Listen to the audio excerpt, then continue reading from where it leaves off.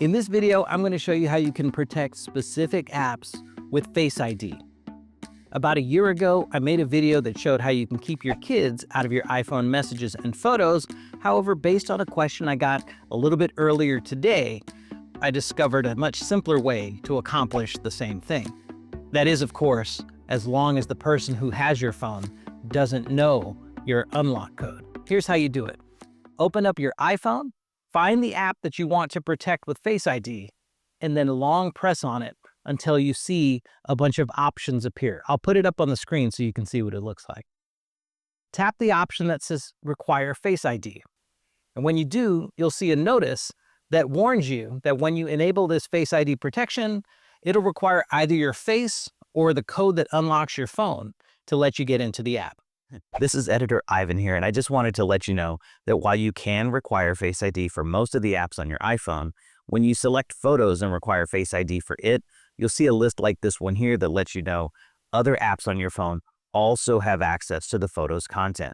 And if you want to protect that content, you may want to visit each of those apps and require Face ID for them too, or you may want to go to App Settings and ensure that their Photos access is disabled. By the way, if you have any Photos widgets open, when you require Face ID for the app, they'll close automatically and they won't be available to re-add until you go back to Photos and turn off that requirement for Face ID. All right, let's get back to the video. The next time you open the app, it'll ask for your face or your passcode.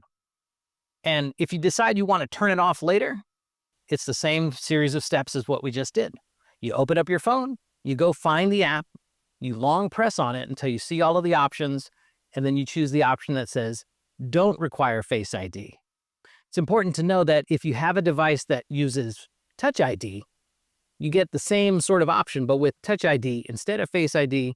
And again, with Touch ID, even if you don't have a fingerprint ready, you can type in the unlock code to get in. And if you're on a device that doesn't have Face ID and it doesn't have Touch ID, you can still use your passcode to do the same thing.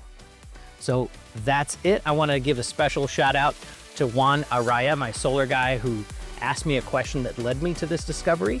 If you want to learn about solar panels, he's got a pretty good website. You can go to upperroomenergy.com and learn more.